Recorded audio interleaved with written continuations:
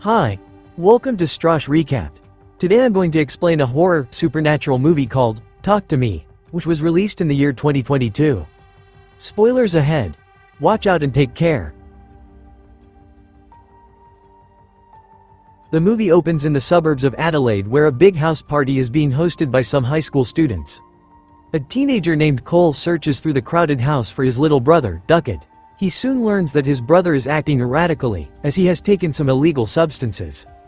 Panicked, Cole hurriedly rushes upstairs and finds a room that seems to be locked from inside. He breaks it open only to see a shirtless, wounded Duckett sitting down on a bed while incoherently mumbling to himself. Cole then immediately embraces his younger brother and tries to take him home.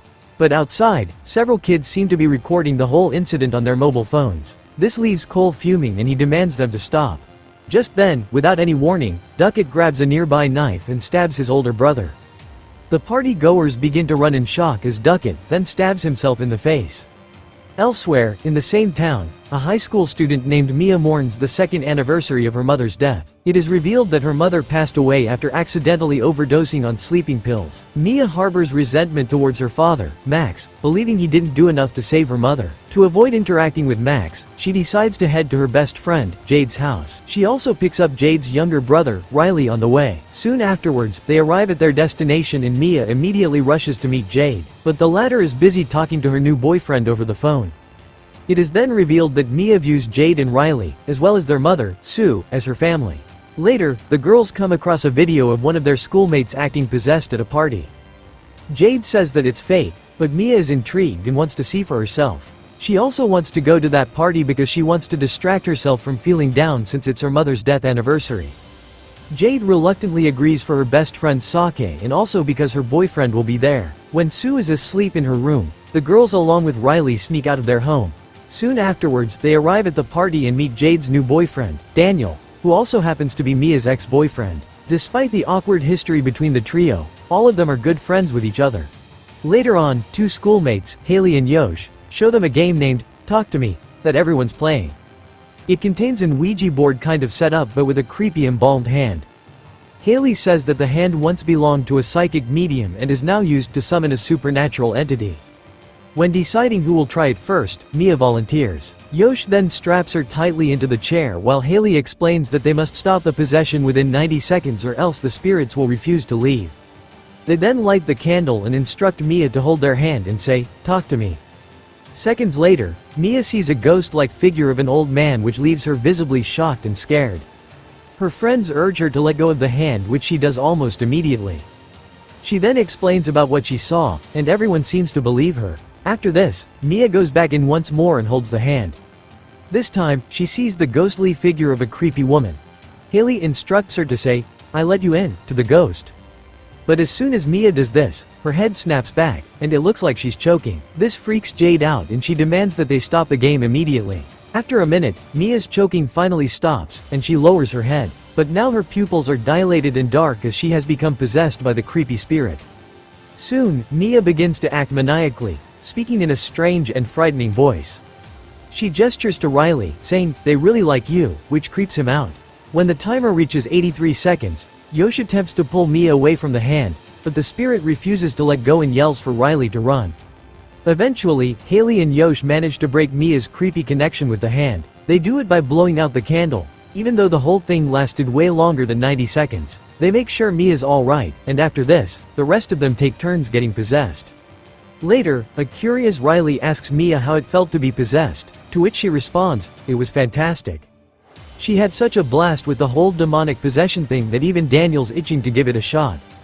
Jade, wanting to keep her boyfriend happy, asks Haley if they can do the whole spooky hand thing at her house tonight, to which the latter agrees. In the next scene, Jade, Mia, Daniel, Riley, and some of Riley's friends manage to convince Sue that they're not throwing a party and it's just a normal gathering.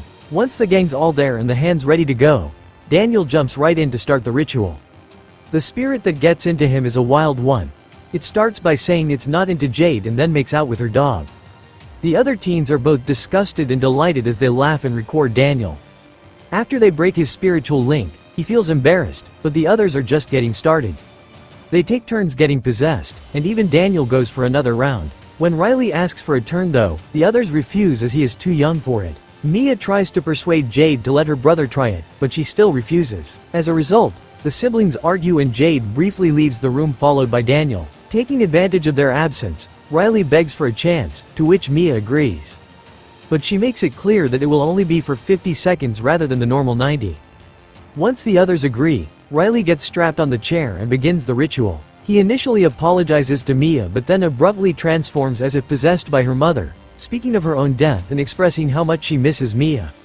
Soon after, Haley reminds them that 50 seconds have passed, but a curious Mia pleads for more time with her supposed mother.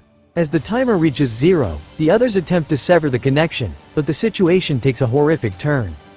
The entity begins to stutter before violently smashing Riley's head against the table. It then drags him towards a cabinet and repeatedly slams his head against it until he bleeds profusely. Upon hearing the screams, Jade and Daniel return to the room and are horrified to find Riley in this state. It then takes a combined effort from everyone to finally remove Riley's hand. In the aftermath of this incident, he is rushed to the hospital. The trauma weighs heavily on everyone as they undergo questioning by the police. Afterward, a guilt-ridden Mia decides to return home and isolate herself. A few days later, she attempts to visit Riley in the hospital, but Jade tells her to go away. This leaves Mia heartbroken and she prepares to depart, but just then, she catches a glimpse of her mother's reflection in a window, seemingly heading towards the restroom. Mia follows it and soon hears her mother's voice pleading for help, but finds no one there. This deepens her distress and she begins acting erratically. Seeing Mia so upset, Daniel checks in on her and offers to drive her home. Upon arriving, she requests that he stay over as she's feeling very low right now. Daniel's hesitant at first, considering his relationship with Jade. However, Mia reassures him that they're just friends and she really doesn't want to be alone tonight. This finally convinces Daniel, but it's evident that she still has feelings for him.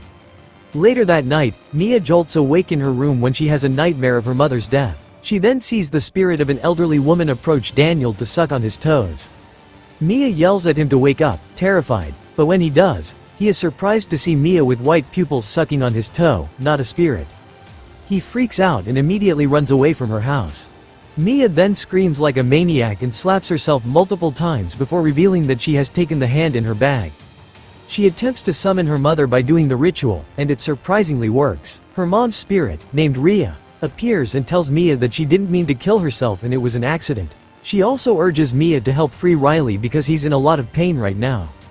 After this, the spirit lovingly cuddles her daughter to sleep. Meanwhile, Jade is at the hospital with her brother when he suddenly becomes possessed and bites himself in a disturbing outburst. He then collapses and slams his head against the restroom wall repeatedly. The situation only stops when Jade screams for help, and a nurse rushes in to intervene. The next day, Mia meets up with the group who were at the house party a few days ago. Jade shares that her brother keeps attempting to harm himself. This prompts Yosh to reveal something very alarming. Apparently, the man who had given Duckett the cursed hand had told them about its major side effect. If the person possessed by the spirits dies while still being possessed, those spirits get to keep their physical bodies. This is exactly why the spirit inside Riley is trying to kill him, so that it can have his body. Following this, the group tracks down Duckett's brother, Cole, and arranges a meeting with him. But the latter doesn't seem to be in the mood to chat with them. He feels like Yosh exploited his brother and left him alone when things got spooky. The group sympathizes with him and also reveals about Riley, and this finally convinces Cole to divulge whatever he knows. He explains that the longer the spirits remain within Riley, the weaker they become. So, he suggests that their best course of action might be to simply wait it out. However, Mia isn't convinced by Cole's wait-and-see approach. She believes that they failed to close Riley's spiritual link properly because they didn't blow out the candle after his ritual. Thus, she is determined to free him from the claws of the evil spirit by any means necessary. The entire group agrees with her and they rush to the hospital together. Upon their arrival, they begin preparations to complete the ritual. Unfortunately, their initial attempts are unsuccessful, which forces Mia to come up with a new plan. She now wants to use the ritual to communicate with Riley's spirit, which she suspects is detached from his body. But during the ritual, she encounters the spirit of a young girl whom she has never seen before.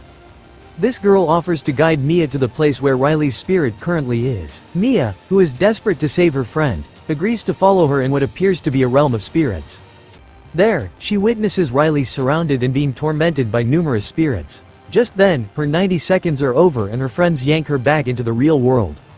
Mia then shares the harrowing details of her experience with her friends. They then finally conclude that nothing can be done right now, so they go their separate ways.